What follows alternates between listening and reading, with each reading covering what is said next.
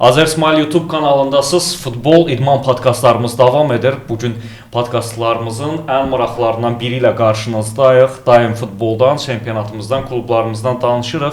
Amma ən vacib məqamlardan biri də təşkilatçılıq məsələsidir. Bununla bağlı sizdən də bir çox suallar alırıq və ümumiyyətlə futbol ictimaiyyəti üçün də bu mövzu hər zaman aktualdır. İllərdir bu mövzuda belə deyək, liderliyini və bəlli bir sistemini qoruyan bir təşkilat var, bir komanda var. Peşəkar Futbol Liqası yəqin ki, ölkə futbolunda bu adı eşitməyən, tanımayan və işlərinə bələd olmayan insan yoxdur. Bugün qurumun rəsmləri bizimlədir və adətən tək-tək daha çox görmüşük onları, amma bugün ikisi birdən qonağımızdır. Peşəkar Futbol Liqasının rəsmiləri indi vəzifə olaraq demirəm, onsuz da hər kəsə bəllidir. Elgiz Abbasov və Sənan Abdullayevlə mövsümün arxada qalan hissəsi və ən çox da sizi düşündürən məsələlər növbəti mövsümdən gözləntilər bölüşəcəyik. Xoş gəlmisiniz.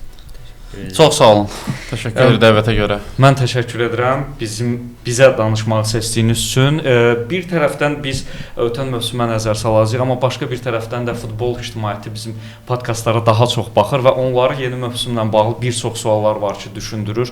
Hətta bəzən olur ki, futbolçuların özləri belə, yəni sizin işiniz belə deyil, elə bir sahədir ki, hər kəs əhatə edir. Azarkeşdən başlayaraq futbolçuya, klub funksionerlərinə, klublara qədər hər kəsdə suallar var. Çalışacağım onlara cavab alım. Elgi, sizdən başlayaq. Mövsüm necə keçdi? Çox hərəkətli, çox məhsuldar mövsüm idi deyə bilərik və 5 liqanın təşkili nə dərəcədə asan və çətindir və yaxud da belə deyək. İlk növbədə təşəkkür edirəm dəvətə görə. Çox sağ olun ki, Peşəkar Futbol Liqasının fəaliyyətinə vaxt ayırmağa qərar vermisiniz. Ümumilikdə, bəli, Peşəkar Futbol Liqası bu mövsüm 5 liqanın təşkilatçılığı, onlara rəhbərliyi həyata keçirdi. Premier Liqa, 1-ci Liqa, 2-ci Liqa, Əvəzlər Liqası və Azərbaycan Kuboku. Təbii ki, liqalar statusuna görə, adına görə fərqlənsə də bizim üçün dəyişən bir şey yoxdur. Biz əgər Premier Liqanın ən vacib oyununa necə hazırlaşırıqsa, həqiqətən də 2-ci liqada belə deyək də yeni addımlamağa başlayan komandaların oyunlarına da belə yanaşırıq. Çünki 2-ci liqada, 1-ci liqada oynayan komandalar eyni zamanda bizim potensial Premier Liqa klublarımızdır. Çünki siz özünüz də bilirsiniz ki, son 2-3 ildə artıq Azərbaycanda idman prinsipləri tətbiq olunmaya başlayıb. Ötən il deyək ki, 2-ci liqada yarışan komanda bu il artıq 1-ci liqada olacaq və əlbəttə ki, lisenziya şərtlərinə cavab verəcək təqdirdə, nəticələrə uyğun olacaq təqdirdə növbəti mövsümdə Premier Liqada olacaq. Məncə bu idman prinsiplərinin tətbiq olunması, qorunması klubların da işlərinə məsuliyyətlə yanaşmasına gətirib çıxarır. Deməzdim ki, çətin oldu və deməzdim ki, asan oldu. Nəyə görə özü də bunu səsləndirərkən intonasiyasında olan dəyişikliklərdən də sezmək olar ki, 5 liqanı keçirmək həqiqətən də bir qurum üçün böyük bir məsuliyyətdir və sevinirik ki, biz bu işin öhdəsindən gəlmək üçün canla başla, kollektiv olaraq, ailə olaraq, BFL olaraq başda Yatan Səmədov olmaqla, BFL-in prezidenti olmaqla çalışırıq və durmadan çalışırıq ki, öz işlərimizi yaxşılaşdıraq. Ümumilikdə PFL-in bildiyiniz kimi 2008-dən bu tərəfə təşkilatçılıq eyni zamanda liqaların həyata keçirilməsi təcrübəsi var və biz yeni əməkdaşlar cəlb etməklə öz komandamızın kollektivin gücünə güc qatmağı qarşımıza hədəf məqsəd qoymuşuq və Elxan müəllimin də elə gəldiyi zaman bir sözü var idi ki, PFL-i birləşdirmək bizim əsas məqsədimizdir və bu istiqamətdə irəliləyirik. Deməzdim ki, hər şey mükəmməldir. Çatışmazlıqlarımız var, biz bunları görürük, bilirik və bu çatışmazlıqlar üzərində çalışıb bunu növbəti mövsümdən və növbəti mövsümləri daha da yaxşılaşdırmağa çalışırıq. Elə sizin üçün, azarkeşlər üçün belə bir məsələ var ki, Kubokun finalı bitdi, artıq PFL istirahət edə bilər. Mən belə deməzdim, bunu hər zaman hər yerdə deyirəm ki, mövsümlər arası fasilə, dövr arası fasilə PFL üçün çox məsuliyyətli bir dönəmdir. Çünki biz bir mövsümü qapıyıb digər mövsüm üçün hazırlaşırıq və burada əsasnamələrin tərtib olunması, yeni komandalarla fərdi görüşlər, onlarla ümumi görüşlər, eyni zamanda bu mövsüm gördüyümüz çatışmazlıqları növbəti mövsümə keçməmək üçün nələr etməliyik? Biz onları artıq planlayırıq və elə iclasdan çıxıb, yeni mövsümün ilk iclasından çıxıb bura gəlmişik. PFL-ə çalışmışıq ki, hər zaman həm işi, həm şəxsiyyəti ilə ön planda olan adamları cəlb eləyək, onların təcrübəsindən, onların futbol sevgisindən yararlanaq və klublarla, federasiya ilə, Azərbaycan Futbol Federasiya Assosiasiyası ilə, istər digər qurumlarla işbirliyi, yaxşı mənada kommunikasiyanın olması bizim əlbəttə ki, işimizi daha da yaxşılaşdırmağımıza bizə dəstək olub. Qarşıdakı mövsüm bizim üçün böyük bir məsuliyyətdir. Qarşıdakı mövsümdə bildiyiniz kimi komandaların sayında artıq artım var. 10 komandalı çempionatdan 12 komandalı çempionata keçid edirik. Eyni zamanda 4 dövrəli sistemdən 3 dövrəli sistemə keçid edirik. Bütün bunlar artıq yeni yarış modeli, yeni çempionat, yeni həyəcan, yeni çağırışlar deməkdir və düşünürəm ki, PFL olaraq biz buna hazırıq. Təşəkkür edirəm. Yenə suallarım olacaq. Elgiz, Sənan, bayaq podkastdan qabaq da biz danışdıq. Həm köhnə işinə yaxın sahədir, həm də bu sahə elədir ki, hər gün dəyişir, hər demək olar mövsüm dəyişir, trendlər və s. və ilaxır. PFL olaraq da rəqəmlər olaraq baxarkən biz görürük ki, media və marketinq məsələlərində hər il müəyyən ən azı rəqəm dəyişikliyi var və yaxud da ki, belə deyək, kəmiyyət dəyişikliyi var. Bu mənada mövsüm necə keçdi və tam istədiyiniz o nəticələrə çata bildinizmi və yaxud da nə dərəcədə reallaşdıra bildiniz? Mən də öz adımdan təşəkkür edirəm Azər sizə. Bilirəm ki, böyük əziyyət çəkirsiniz, istər idman növlərində, istər futbolda. Çox maraqlı müzakirələriniz var və çoxdan da görmədiyim idmançıları burada görmüşəm öz aramda. Yəni digər idman növlərindən də deyim. Çox sağ olun. Və onların fərqli tərəflərini müəyyənləşdirdim. Yəni istər danışıqlarında, zarafatlarında və yaxud fikirlərində çox xoş gəldi. Xüsusən güləşdən, judodan görmüşəm. Futbol baxımından isə belə deyək də mən biz qeyd etdiyiniz kimi də, yəni biz uzun illərdir siz məni tanıyırsınız və Peşəkar Futbol Liqasına gəlməmişdən öncə də biz aktiv çalışırdıq bütün beynəlxalq yarışlarda, Azərbaycanda keçirilən istər Avropa oyunları olsun, İslam oyunları olsun, yəni Olimpiya festivalı olsun, dayanmadan çalışan bir dönəm var idi. Mən sevinirəm ki, həmin heyət ki var, idmanda olan heyət ki var, böyük ölçüdə özünü qorumağı bacarıb və fəallıqlarını azaltmayıblar, belə deyək.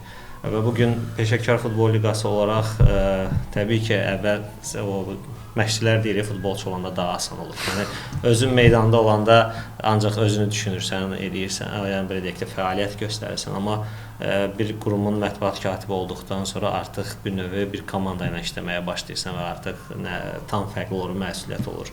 Bir növ saatı itirməyə başlayırsan, belə deyək də, tam ki ünsiyyətdə olduğum həmkarlarım bilirlər ki, bəlkə də yanlışdır bu, amma bilirlər ki, saat fərqi olmadan sən ana zəng eləmək olar da. Yəni məsələn saat 2 olsun, 1 olsun, 3 olsun. Yəni o zamanda da zəng eləyirlərsə, nəsə gözləyirlər, nə mənasında məlumat baxımından. Tam əllərində bir məlumat varsa, onu təsdiqləmək üçün sabah səhər gözləmirlər, gecədə yığırlar.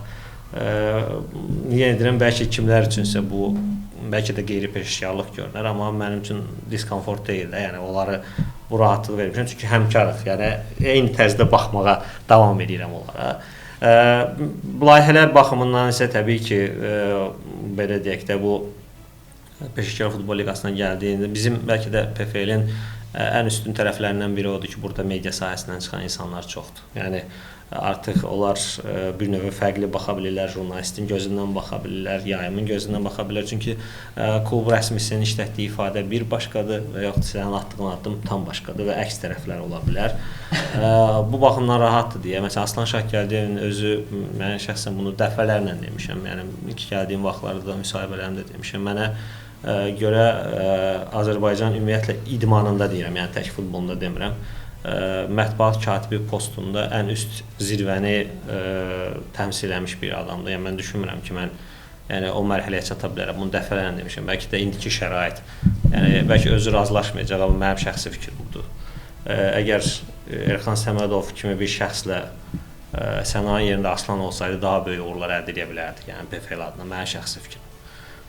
Mən və fərqli düşüncəsilə bugün də bizə kömək edir, mənə ideyalar verir. Eyni zamanda müzakirə edir. Yegiz Abbasovun özü Çempion qəzetindən tutmuş mətbuatın içində gördüyünüz şəxslər var ki, hansı ki PFL-in ən böyük qazancı odur ki, heç kimin fikrini belə deyək də bir dəfəlik bloklamır. Yəni onu məsləhət kimi qəbul edir, müzakirə edir və yaxud razılaşmadığında fikrini deyir, ona qarşı ümumi müzakirə aparır. Yəni biz bəlkə də bilmirəm demək nə qədər düz olar. Gecə saat 1-də belə iclas eləmişik. Yəni bu 1-də 2-yə işləmiş. Sırf sabahki işlə ekstremal bir şey olanda və yaxud da ekstrem bir şey olanda, qəfil olanda və bundan utanmırıq da belə deyək. Yoruluruq düzdür, amma yəni bu sizə və yaxud tamaşa belə bir şey var idi. Özündə televiziyada işləmirsən uzun müddət deyir. Sən nə qədər yorğun olursan ol, tamaşaçının sənin problemlərini narahat eləməməlidir. Yəni sən maraqlıdır. O sənin yorğunluğundur. Yəni o sənin problemlərindir. Amma sən ekran önünə çıxırsansa, tamaşaçıya maraqlı deyil. Adam işıq pulu verir, televizor alıb və o sənin problemlərinə maraqlanmamalı. Bizdə də elədir. Yəni bizim problemlərimiz nə tamaşaçıya azarkeşə keçməməlidir. Bu baxımdan düşünürəm ki, Peşəkar Futbol Liqası məhz bunu qura bilib. O ki, qaldı media ilə işlərə, özünüz bilirsiniz ki, region layihələrimiz bu mövsümdə davam elədi. Yəni mən bütün mətbuat nümayəndə ora əziyyət çəkib gedim. Baxmayaraq ki, müəyyən dəstək verilir. Biz heç vaxt bunu biz dəstək veririk filandır. Bu mövzudan danışmırıq. Çox sağ olsunlar ki, ora gedirlər. Yəni çox sağ olsunlar ki, iştirak edirlər, dəstək verirlər. Niyə? Özün də dəfələrlə məsələn regionlarda olmusan da, yəni gizlədəcək bir şey yoxdur. Zaman olurdu ki, məsələn Murad Musayev kimi bir şəxsiyyətə və yaxud da Kaxaber Çıxadadze kimi bir şəxsiyyət mətbuat konfransına gəlirdi, media nümayəndəsi yox bir növ. Qınamıram. Özüm də o vəziyyətdə olmuşam. Yəni hər bir media nümayəndəsi hər yerə gedə bilməz. Yəni onun büdcəsi ona imkan vermir. Amma bugün düzü də olsa belə deyək də yol açmaq, yəni nəsə bir maliyyə falan demirik biz. Dəstək ola bilmişiksə bugün özündə görürsən ki, hansı ajetaj var mətbuat konfranslarında, nə qədər adam olur.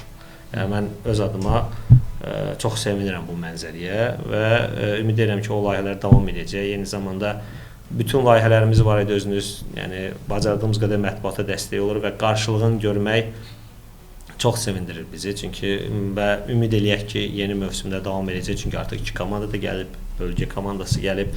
Tam fərqli bir mənzərəni inşallah ortaya qoya bilərik. Sənin bu işin başqa bir qolu da əslində özünüzün medianızdır. Yayımlar, multimedia komandası, indi işin içində olanlar bilir. Bu il biraz daha sanki böyüdü, səhv eləmirəmsə heyət olaraq. Orada işlər necədir? Məsələn, bu yaxınlarda rəqəmlər yazmışdı bizim həmkarlarımız. Çox belə ürək açan mövzular var idi. Onun da öz çətinlikləri var. Əslində mən tərəfdən baxanda çox ciddi belə maddi texniki baza lazımdır, çox ciddi əmək lazımdır. O qədər təkcə yayım məsələsindir, amma yaxşı görünür belə də, yəni bu heyətdən. Bilirsiniz Nazır, yəni məsələ nədir?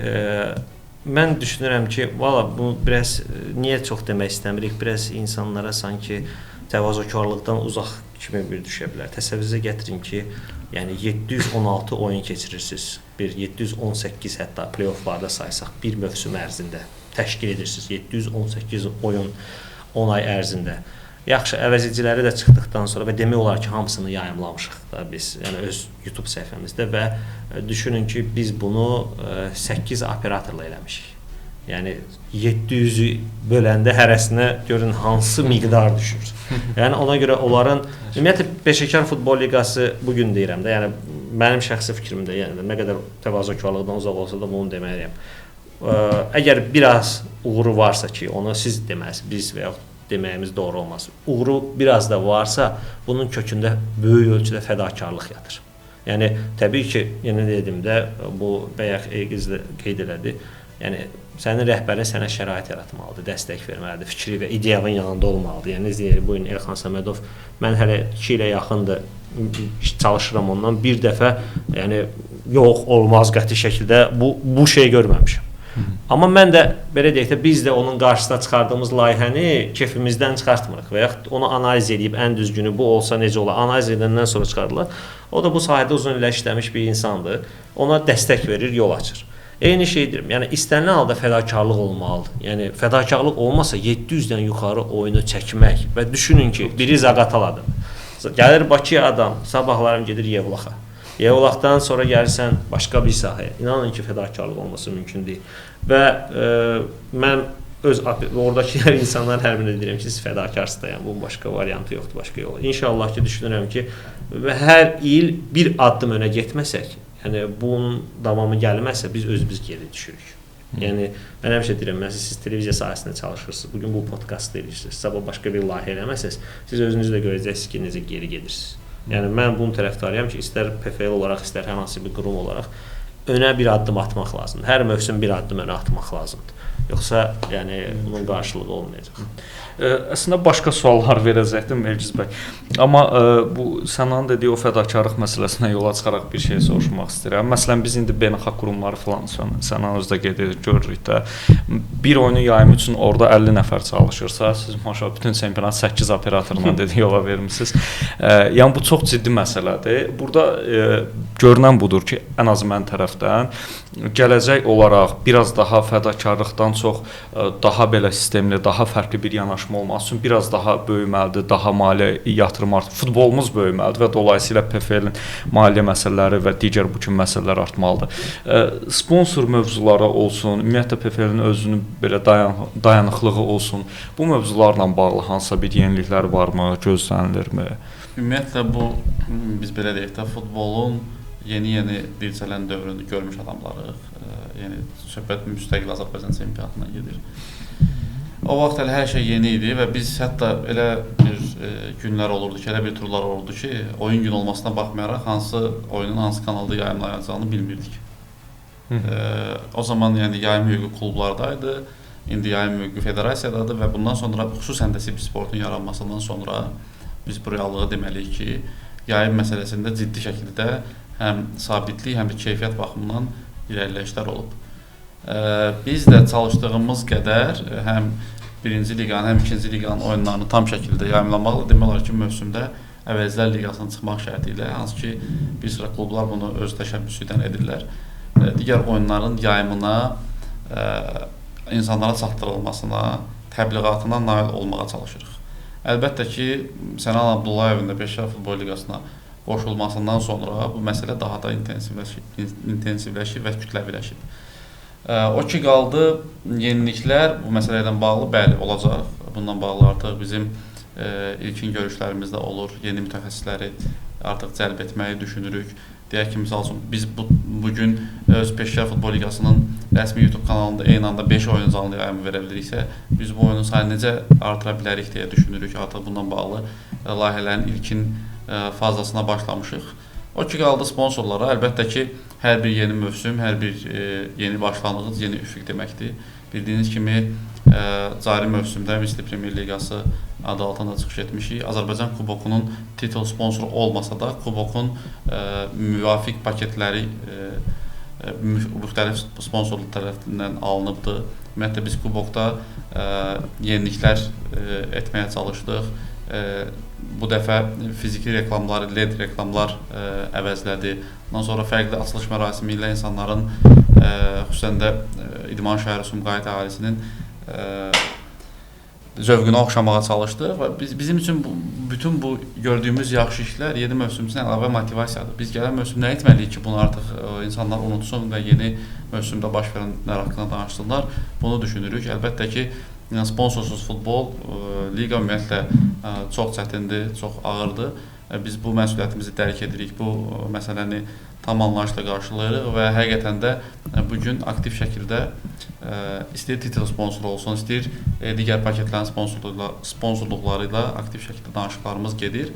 Hələ yekun nəticə haqqında danışmaq tezdir, çünki özünüz bilirsiniz ki, 31 mayda Azərbaycanda futbol mövsümündə yekun vurulub və qarşıdakı 2 ay sırf məsələlərlə bağlı yeniliklərin olacağı gözlənilir. Kubokdan danışdıq. Kubokun finalı daha bir möhtəşəm bayram tədbiri idi futbolumuz adına və Kubokun brendləşməsi PFL-in açıqlamalarında bildirilir ki, hədəflərdən biridir. Tam belə deyək, istədiyiniz təşkilatçılıq oldumu və ümumiyyətlə ən azı Kubokun və finalın brendləşməsi istiqamətində gələcək perspektivlər necə görünür? Bu vaxt bu Qarabağın bir futbolçusu çox yaxşı oynamışdı və mətbuat konfransında Qurban sual vermişdilər ki, yaxşı oynadı, belə elədi. Yəni müəyyən uğurlu fəndlərini saymışdılar. Qurban müəllim qayıdıb demişdi ki, o sizin gördüyünüzdür, mən onun çatışmayanlarını görürəm. Həqiqətən də bizim başda Elxan Səmədov olmaqla, Aslan Şahkərdiyev, eyni zamanda digər idarə heyətinin üzvləri açıq deyim ki, yaxşını çox müzakirə etmirik. Yəni biz oturanda yaxşı məsələləri həqiqətən müzakirə etmirik. Bu reallıqdır, bu faktdır, bunu digər əməkdaşlardan soruşa bilərsiniz, digər idarə heyətinin digər üzvlərinə də müraciət etsəniz, eyni cavab alarsınız ki, bizim Kubokdan sonraki ilk iclasımız heç kimin görmədiyi, amma bizim özümüzü gördüyümüz çatışmazlıqlar barədə olub ki, nəyə görə bunlar belə alındı. Halbuki bu sırf açılış mərasiminə aid deyildi, qapanış mərasiminə aid deyildi, oyuna aid deyildi. Amma biz PFL olaraq inanırıq ki, bütün mükəmməlliklər xırda detallarda gizlənir. Yəni biz xırda detalları yaxşı şəkildə etməliyik ki, mükəmməl bir iş ortaya çıxaraq. Keçən ildən fərqli olaraq bu il sırf böyük bir açılış mərasimi etməyi düşündük. Burada həm müasir, həm də milli ritmləri, atributları biz bir araya gətirdik. Eyni zamanda Dərviş müəllimin ifasında Sumqayıtlılara, yəni İdman şəhərinə bizim bir töhfəmiz də oldu. 70-80-ci illərdə məşhurlaşan Sumqayıt mahnısını biz yeni aranjmanda ictimaiyyətə təqdim elədik. Eyni zamanda Sumqayıt şəhərinin fəxrləri olan insanları biz kubokla assosiasiya elədik. Nazim Süleymanovun topa ilk toxunuşu vurması, eyni zamanda Azərbaycan idmanının fəxri olan İlham Zəkiyevin sırf əsas atribut kuboku meydana gətirməsi bu açılış mərasiminin beləliklə bəzəklərindən idi. Əlbəttə bizim öz işimizə qiymət verməyimiz doğru olmaz. Amma açılış mərasimindən, oyundan sonra gördüyümüz postlar, aldığımız mesajlar və digər məqamlar onu göstərdi ki, əziyyətimiz boşa getməyib. Amma sizin... Yəni mənim sözümün zanındadır ki, bizdə əgər uğur varsa, bu bütün kollektivindir. Əgər uğursuzluq varsa, bu da bütün kollektivin. Əsas məsələ odur ki, biz uğur zamanı özümüzü necə, belə deyək də, növbəti pillələrə atlamağı, necə mərhələni keçməyi, necə bu, belə deyək də, bu yolu necə davam etməyi düşünürük. Uğursuzluq olanı da bundan nəticə çıxarıb, növbətdə təkrarlanmamasına çalışırıq. Bizim kollektivin əsas düşünürəm ki, üstünlüyü bundadır ki, kollektiv olaraq həm uğuru, həm də uğursuzluğu biz paylaşa bilirik. Bu çox vacib məsələdir. Zirvə anlayışı biraz nisbi anlayışdır. Zirvə anlayışı həqiqətən də biraz nisbi anlayışdır. Kimin üçünsə bu iş zirvə hesab oluna bilər, kimin üçünsə bu iş zirvə hesab olunmaya bilər. Biz yenə deyirəm, önümüzə baxırıq, hadisələrin inkişafı trayektoriyasında hansı yeni addımları tətbiq edə bilərik, hansı yenilikləri tətbiq edə bilərik, buna baxırıq. Bütün kollektivimiz yenilikçidir, yeniliyə açıldı. Yeni layihələrin icrası üçün belə deyək də, bu kollektiv həqiqətən alışıb yanır. Yəni biz təsəvvür edin ki, çempionat bitir, daha sonra biz mövsümün yekunları ilə məşğul olmuşuq və bugündən etibarən artıq yeni mövsümün hazırlığına başlamışıq. Məncə Peşəkar Futbol Liqasının qayəsi mərkəzində duran əsas bir şey zəhmətsevərlikdir. Bunu idarədən tutmuş, prezidentdən tutmuş bütün əməkdaşlar dərk edirlər və biz hansı məsuliyyəti öz çiyinlərimizə aldığımızı çox yaxşı dərk edirik, çox yaxşı başa düşürük və bunun üçün durmadan çalışırıq ki, götürdüyümüz öhdəlikləri, klublar qarşısında öhdəliklərimizi, özümüz qarşımızda öhdəlikləri, federasiya qarşısında öhdəlikləri, eyni zamanda yarışların təşkilinə bu və ya digər məsələdə aidiyyatı olan qurumlar, şəxslər qarşısında öhdəliyi tam şəkildə yerinə yetirək. Və məncə komandamız bütün məsələlərə inşallah hazır durub tapır. Sən də davam eləyəcəm və əslində belə deyirdim, biz tərəfdən hər şey tamam başqa cür görünür və hər sözündə, cümləndə də mətbuatda biz deyə müraciət edirsən, amma istənilən halda bir qurum təmsilçisisən. O tərəfdən baxanda mətbuatla bağlı işlər necə görünür və nələrin daha çox dəyişməsini istəyərdim? Dəyişmək demək belə deyək ki, mən müsbət tərəflərdən biri odur ki, bugün də yenə deyirəm, bəzi şeylər var ki, bəlkə biz sizinlə otursaq, danışsaq eləsək, əslində ona qiymətləndirməni qeyri-peşəkarlıq kimi vermək var. Amma biz biraz Qafqaz millətiyik də, biz biraz emosiyaları, biraz münasibətləri, o da əstəğfurullah kiməsə ehtiyacı olmasa mənasına getirir. Mən düşünürəm ki, mətbuatda da belədir. Yəni belə Azər bir gün zəng eləyəndə, məsələn, normalda biz Avropadakı kimi 6-dan sonra telefonu götürməyə bilmərik də. Yəni buraya hansı bir iş saatı qrafiki yoxdur. Hamıya mail yazın. Mail yazın, mail üzərindən cavab. Təbii ki, bunlar deyəndirəm də bəlkə də Avropada bu şey peşəkarlığın ən üst səviyyəsi. Amma mən düşünürəm ki, bunu biz eləyə bilmədik. Şəxsən mən düşünürəm ki, biz tətbiq eləməyimiz doğru deyil. Niyə? Məsəl üçün deyirəm, adi bir nümunə deyil. Tutalım ki, Futbol İstiqlal qəzeti saat 2-yə kimi mövzu yazıblar da. Məsəl üçün saat 11-də normalda zəng elədiyi telefonla götürməyə bilərəm də, yəni mənim iştirakım qutaran. Amma özüm o qəzetdə çalışmışam. Deyirəm ki, saat 2-yə kimi işləyir də. Yəni adamlar bu gün o qəzetə o məlumatı verməsi üçün ona ehtiyacı var. Əgər mən ona cavab verə bilirəmsə, cavab verirəm, yəni deyirəm, bugün biraz əvvəl dedi, yəni hər dəfəsində insanlar xoş öz tərəfindən demək istənir. Məsələn, elə mövzu olur ki, mən bilmirəm, məsələn, texniki ilman şöbəsinə aiddir. Normalda onun da istirahət vaxtında, mən onun da istirahət vaxtını pozuram. O olmasa biz məsələn Aslan müəllim üzərinə gedirik. O olmasa birbaşa Elxan müəllimə müraciət edirik və saatdan asılı olmayaraq bizə hər hansı bir münasibət bildirir. Hər hansı bir reaksiyanı bildirir və onun əsasında biz həmin jurnalistin istədiyini təqdim edirik. Etməyə bilərikmi? Rahatlıqla etməyə bilərik. Amma bu prinsiplər, belə deyim də, Avropada biraz fərqli, yenildirəm. Bəlkə geri qalır, bəlkə düz etmirik. Amma dediyim kimi, yəni bugün bu yanaşma tətbiq eləmişik. Bəlkə bugün də bizə də çox xoşdur ki, insanlar bunu başa düşürlər. Yəni məsələn, zəng eləyəndə bunu sən bozulmuşsan kimi yox. Yəni bu sağ ol ki, məsələn, bunu eləyirsən, jesti verirsən, qarşılıq verirsən. Mətbuatla bağlı yenə deyirəm. Məsələn, istədiyimiz hər dəfəsində mətbuata nəyisə bir yolu açmaqdır. Və istər PFL-in işində, istər mətbuatın işində fərqi yox, istər futbolun işində. Bir ifadə var, deyir, yəni heç də %100 sözünü işlədə bilməzsiniz də. Yəni bu PFL-lə də bağlı hər şeyin ideallığı arxasında bir %100 ideal deyə bilməzsiniz. Mətbuat da eyni şey.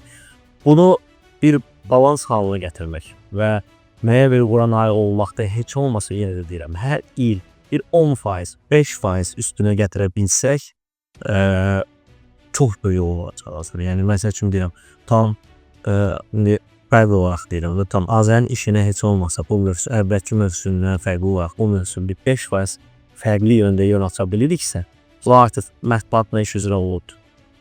Yəni təbii ki, yenə deyirəm, Egizin dediyi kimi də, yəni biz zarafatla desək reallıq budur. Yəni müsbətlər onsuz da müsbətdir, hamı atıyor bizi.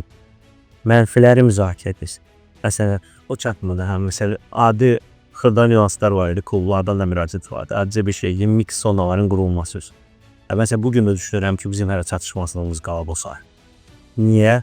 Bir yandan klubları dinləyə bilmirsən, elə klub var ki, onu qura bilmir. Yəni imkanı, stadionu imkan vermir. Eləsi var ki, onda şərait var, hansısa çatmır və mətbuat da klubdan çox sərvisdir. Yəni belə bilir, niyə? Bilirlər ki, PFL-də desələr, onlar ən azından dərhal o işə başlayacaqlar və o ən azından addım atacaqlar.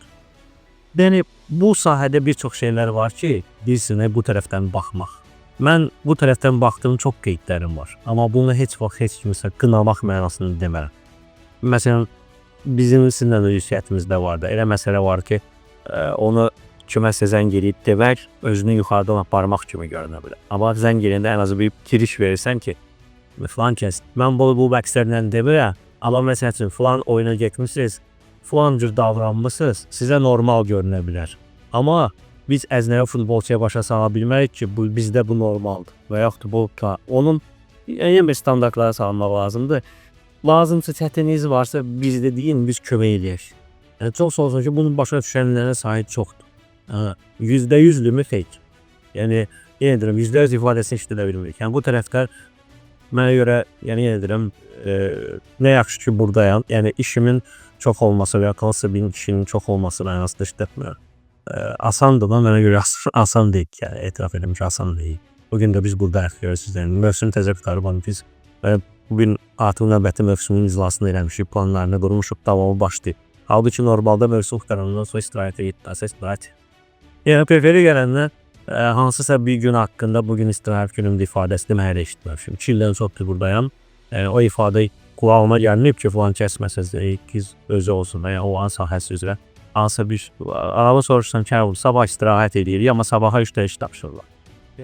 Və zəfatı deyir ki, məsəl üçün, 6 bazar istirahət edir. Baxırsan ki, 6-ya da iş var, bazara da iş var. Bunun arası istirahət olunur. Yəni, bu prinsiplərdə şikayət üçün demirəm. Yəni, deyirəm, özüm qaldır, izləyirik. Yəni, bəlkə iş ortamında etiraf edin ki, xoşbəxt olduğu yerdə. Yəni, etiraf edin, Xəzər TV-ləki əvvəl çalışdığım dönümdən bəlkə də 4-5 dəfə deyəm, nədir, ədəd falan belədir.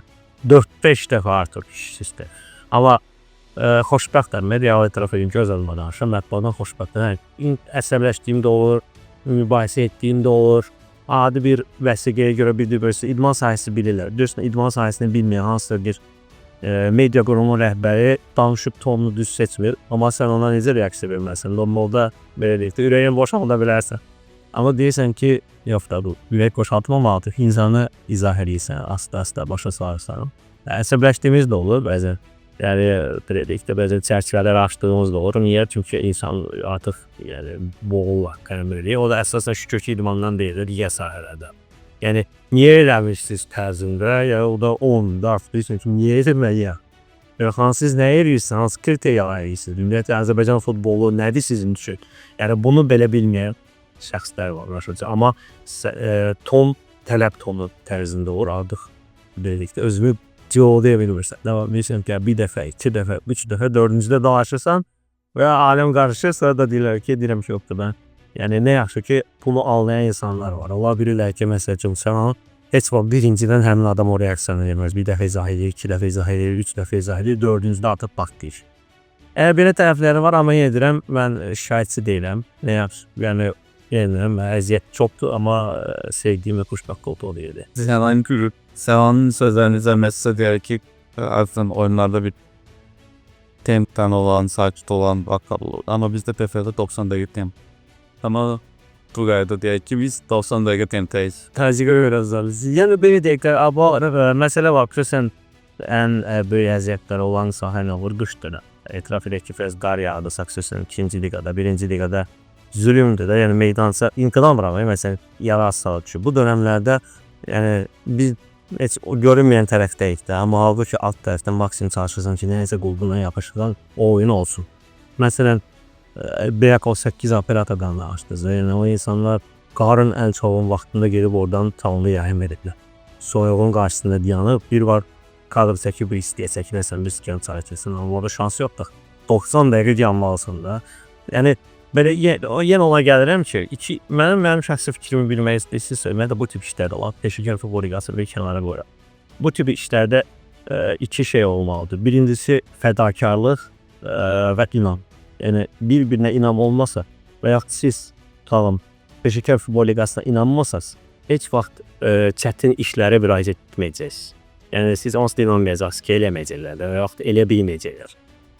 Xoşbəxtlik ondan ibarətdir ki, ən azından yenə də %100 ifadəsini heç vaxt işlətməyəcək. Amma artıq böyük bir kütlə səviyyəsində PFL elə bir mərhələyə gəlib ki, insan müraciət edəndə ümidi böyükdür ki, o işə dəstək olacaqlar. Yəni, bu da bu günün işi deyil. Yəni, Səman gəldi, düzəldi və yaxud filankəs gəldi, düzəldi mərhələsi deyil. O, əvvəldən yıxılan, qran yıxılan o mərhələdir ki, bugün kimsə deyəndə ki, falan işi PFL-lər qoydu, narahat olun düzələcəklər, ən azından qabiliyyət çözüləcək. Yəni, böyük fədakarlıq və kollektiv komanda işi.